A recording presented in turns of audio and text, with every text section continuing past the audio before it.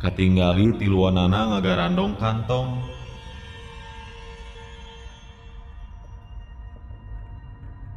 Pamuda nu tiluan diantarana nu jangkung katelah ngaranna Jojo, anu awakna gendut ngaranna Bombom, jeung anu dedegana sedeng mah nya ngaranna Doni.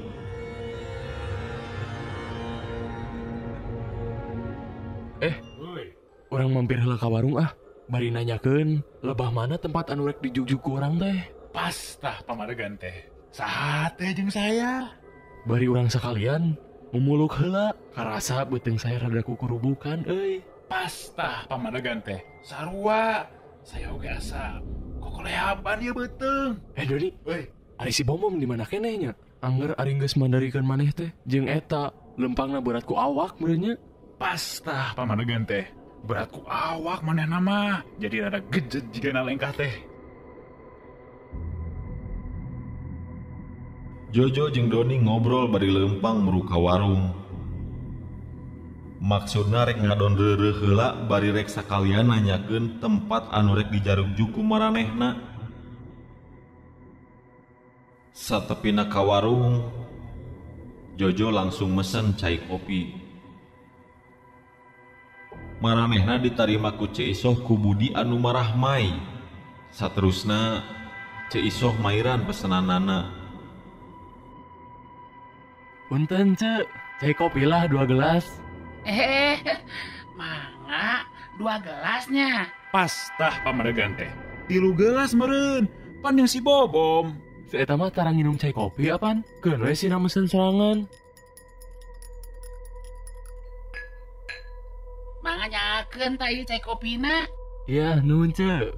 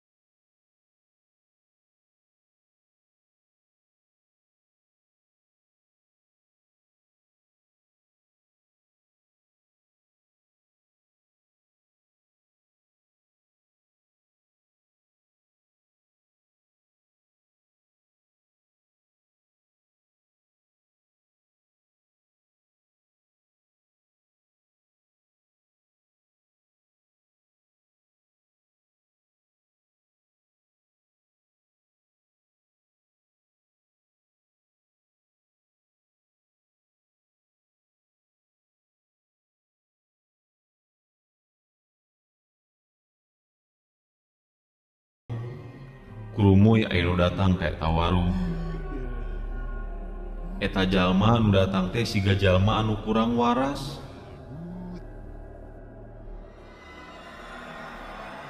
Sing horeng memang nya eta jalma nu datang teh rada gelo.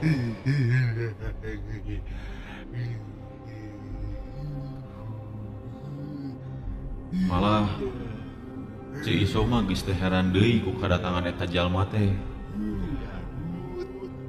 Ce Isoh langsung nangtung bari terus ngasongkeun ka jalma eta.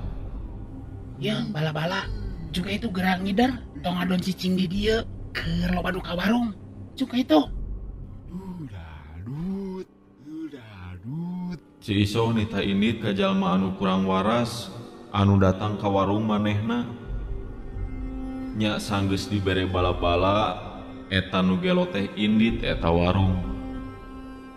Sainditna eta nu gelo Jojo oge tumanya ka Cek Isoh ngeunaan eta jalma. Urang dieu manehna teh ce. Nya, manehna teh urang dia. Padahal manehna teh budak bageur. Hah, kunaon kitu ce? Manehna teh bet jadi kitu. Nya eta atuh. Gara-gara 10 tahun ka tukang. Cek Isoh teu neruskeun cacarita. Cek Isoh teu ngabejakeun kajadian anu nimpa ka salah saurang jalma anu teu waras teh. Siga aya nu dirusiahkeun ngeunaan kajadian anu pernah kaalaman 10 tahun ka tukang ku eta jalma. Paroman Cek Isoh leuwih beda deui. Riuk beungeutna siga anu sieun.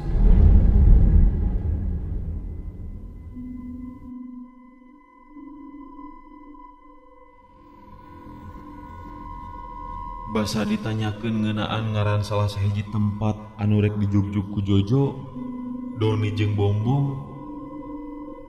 Paroman Cek Isoh leuwih beda deui.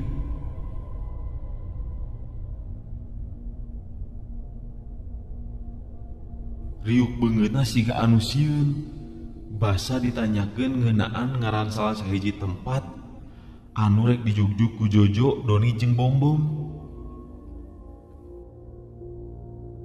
Tapi sanajan bari jeung kitu, Cek Isoh ngabejaan lebah-lebahna tempat anu rek dijugjuk teh. Jojo, Doni jeung Bombom rek ngadon ka Leuwi Onom. Bade kamarana atuh juragan-juragan teh saperti aya nu sejari jugjuk. Ditanya kitu ku Cek Isoh, teu kahaja Jojo, Doni jeung Bombom ngajawab pertanyaan Cek Isoh bareng. Bade ka Leuwi Onom ce. Masih kene jauh kitu ce. Leuwi Onom ada ti dieu. Kamana jalan anu kudu dijugjugna ce? Dupi jalan nu kudu dijugjuk kapalih mana ce? Hah? Baru ka Leuwi Onom. Ti dieu mah geus deukeut paling 10 kilometer. Ti dieu tinggal lempang tuh ke handap. Terus mapai sisi susukan ka girang. Engke anjogna teh di Leuwi Onom.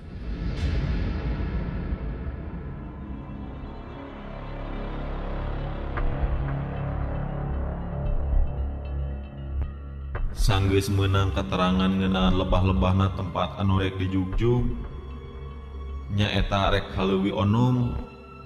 Jojo, Doni jeung Bombom indit teh eta warung. Bari teu poho meuli dahareun keur bekal salila aya di Leuwi Onom. Maranehna laleumpang mapai-mapai sisi susukan nurutkeun tuduh ti Cek Isoh. Jalan satapak anu disorang bangun geus tara dipake deui lalar liwat.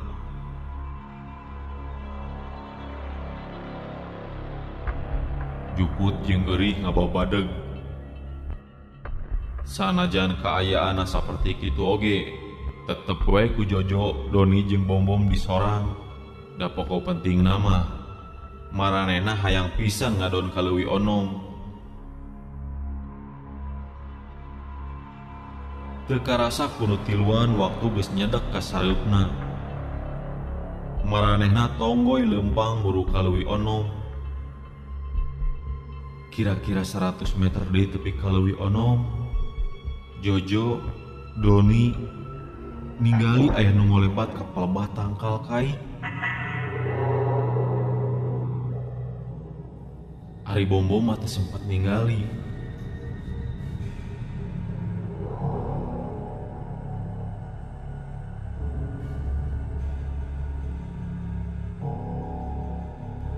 Hop. Mana ningali teu Bill si gaya nu ngelebat ka palebah tangkal itu? Astah pamadagan teh. Sarua, urang oge ningali. Siga aya jelema nu nyalingker. Bom. Ai si Bom ka mana? Bom, di mana maneh? Bom. Beli. Sebenarnya kebelah ditunya. Orang neangan kebelah dia. Bom. Aya wae di dinya. Bom. Oh, dirinya ya weh naon? Bom. Datang bom bari ngangsrotkeun calana. Tayohna wae manehna salah saurang jalma anu tara kuat nahan lamun hayang kahampangan. Lamun geus karasa hayang kahampangan nya kecewer we di mana wae. Nu penting aya tempat anu suni, didinya bom pasti ngecewer. Naon sih, urang karek beres ki ieu. Ari mana tadi? Teu ningalina naon? Teu ningalina naon saya mah. Kumaha atuh? Masih jauh ieu teh. Jojo, Doni jeung bom neruskeun leumpang. Hayang geura narpi ka tempat jujuganana.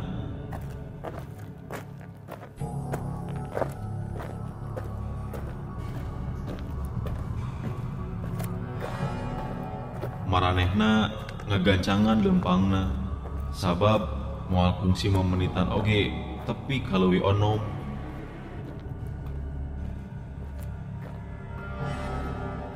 Anjog ke salah sahiji tempat leuwih anu rada lumayan lega. Saluhureun leuwih aya tegalan anu geus lila tara kagiridi ku jalma. Malah aya hiji bangunan sigana wae urut saung anu geus lila tara dipake.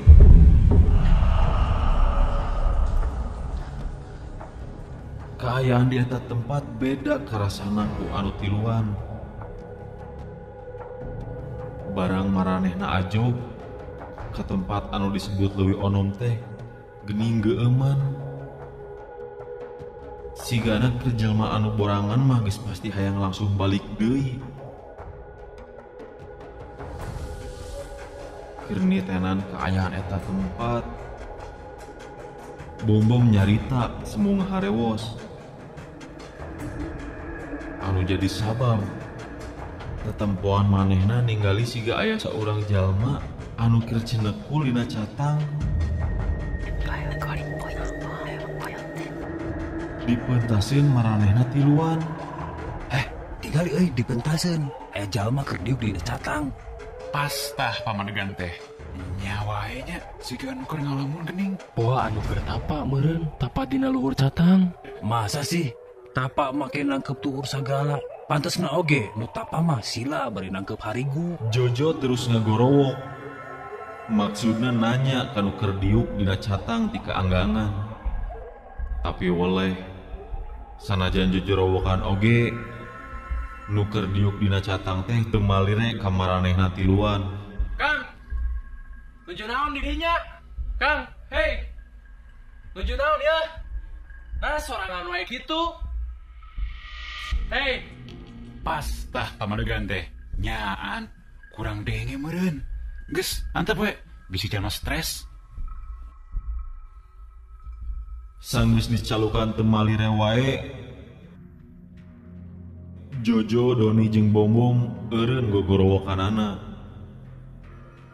Anu keur diuk dina catang katingali siga anu nangtung. Sanggeus manehna nangtung terus ngareret ka palebah anu tiluan. Sanajan dengan ukur caang reyem-reyem sabab wanci teh rek maju ka beuting. Rada atra katingali beungeutna eta jalma. Sing horeng eta jalma teh jalma anu teu waras anu kungsi panggih di warung Ce Iso. Ningali kitu teh Jojo, Doni jeung Bom ngarasa heran. Timbul tanda tanya ka eta jalma, nah keur naon atuh? Eta jalma nu kurang waras teh wayah kitu aya di dinya sosoranganan. Nah, gening, itu teh si jalma anu kurang waras, anu panggil di warung teh ning. Pas tah pamadegan teh. Eta teh jalma nu kungsi panggil di warung ya. Duh, kira-kira sakeudeung. Memang saya pipis di wae. Maneh mah teu kaup manggih keanehan. Lompatna teh hayang pipis we jeung hayang pipis.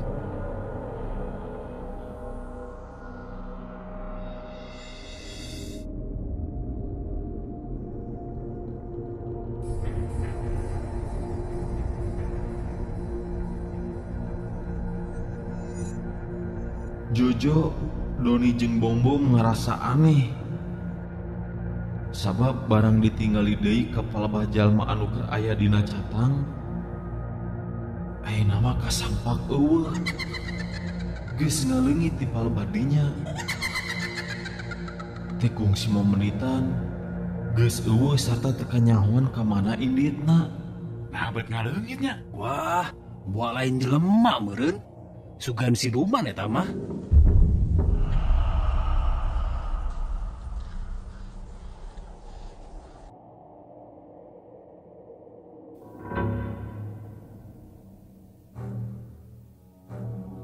Sabab waktu terus nyerelek nyedek kawan Cipeuting. Jojo, Doni jeung Bombom nempatan urut saung keur maranehna caricing. Kaayaan di eta tempat peuting harita mah teu pati poek teuing. Sabab keur kaparengan caang bulan. Jadi sanajan eueuh listrik, cahaya bulan cukup nyaangan eta patempatan. Sanajan bari jeung caang ku caangna bulan, tapi tetep we nu tiluan teh ngalaluarkeun senter, maksudna keur panerangan masing-masingna. Bombom turun ti saung nu maksudna mah rek kanu rada suni, nyaeta rek ngadon kahampangan. Manehna indit nyorangan teu menta dianteur.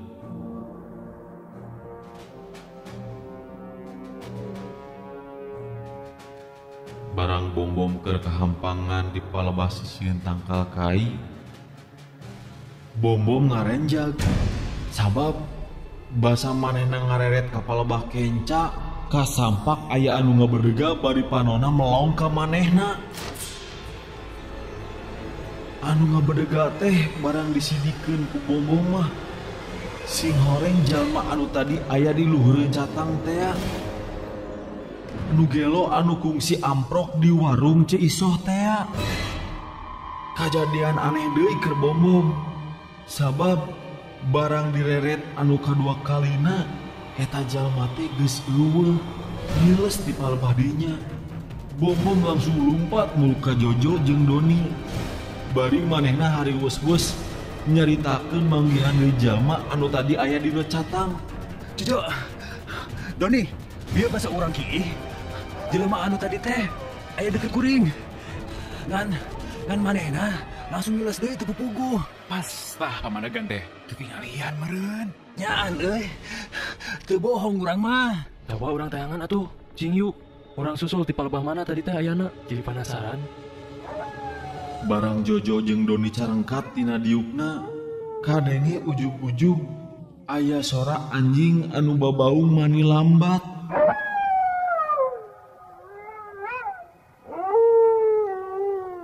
Sarta terus ujug-ujug kadenge siga aya sora barudak anu recok.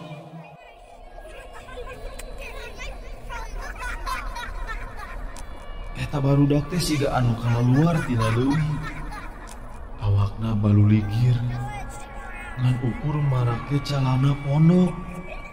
Jojo, Doni jeung Bombom teh neruskeun lengkahna. Maranehna jadi ngajarencen bari ngawaskeun ningali barudak anu lalumpatan luru tegalan nu aya di palebah dinya. Dua urang barudak bangun anu suka bunga bari seserian udag-udagan di eta tegal. Jojo, Doni jeung Bombom terus ngawaskeun tingkah pola eta dua urang budak lalaki anu keur arulin. Terus katinggalina salah saurang eta budak Cimogot. Ari nu saurang deui nangtung bari leungeun kencana nyekel ceuli ka tugu sarta leungeunna anu katugu nyekel kana sirah budak anu keur cingogo. Terus manehna kukurilingan budak anu keur cingogo. Bari kadenge eta budak anu keur cingogo ngomong bulak-balik. Cekong ulah inget ka sasaha kudu inget ka geuning jarian. Cekong ulah inget ka sasaha kudu inget ka geuning jarian. Cekong ulah inget ka sasaha. Terus eureun budak nu cingogo ngan ngomong-ngomong cekong. Dina kalulaan budak anu keur nangtung bari ngurilingan teh ujug-ujug ngagubrak. Sanggeus ngagubrak eta budak panonna jadi bolotot. Sarta sorana ngagerem. Keur kajadian kitu ujug-ujug katinggali aya nu datang nyampeurkeun ka palebah eta barudak. Nu datang teh geuning jalma anu gelotea. Sanggeus tepi ka eta barudak, nu gelotea nyarita ka dua urang budak. Katinggali paroman eta jalma anu geloteh siga anu sedih.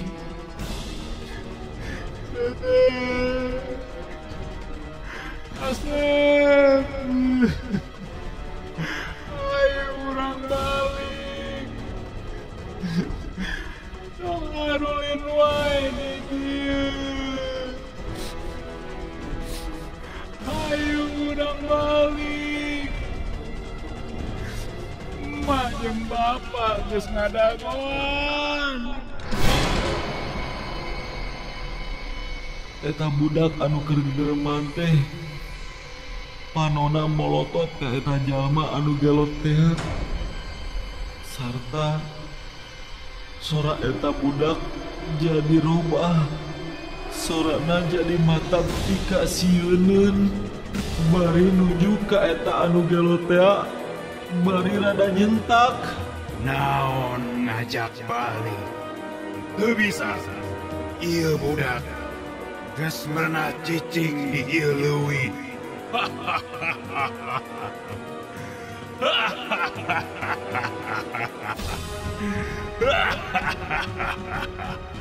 Bongan, apanan kumane ieu budak teu meunang inget ka sasaha.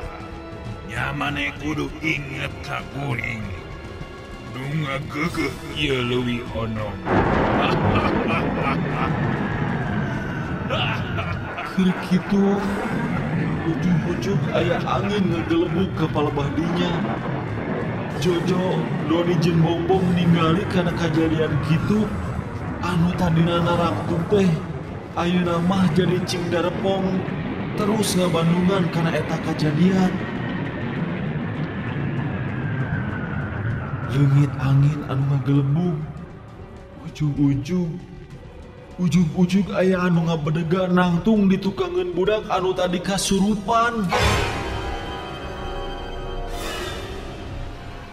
Beungeut eta makhluk matak pikasieun. Panonna bolotot, awakna jangkung gede, buukna gimbal, sarta awakna eta makhluk pinuh ku bulu.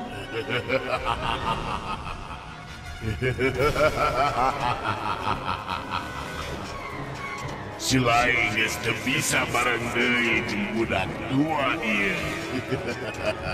Apaan geus dibikeun ka kula.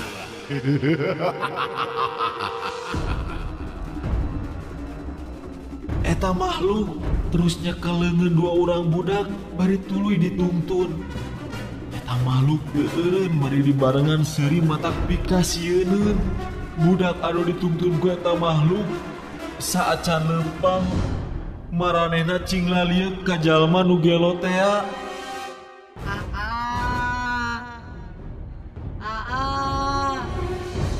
Abi hayang uwi ka emak.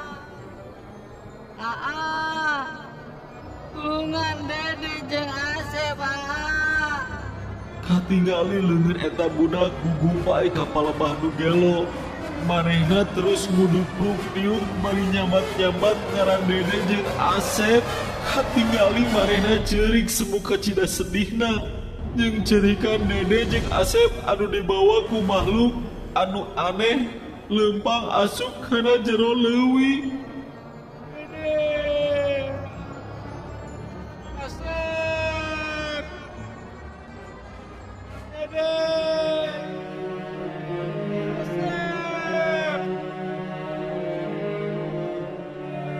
Sanggeus budak dua leungit dibawa ku makhluk aneh nu ngageugeuh leuwih onom.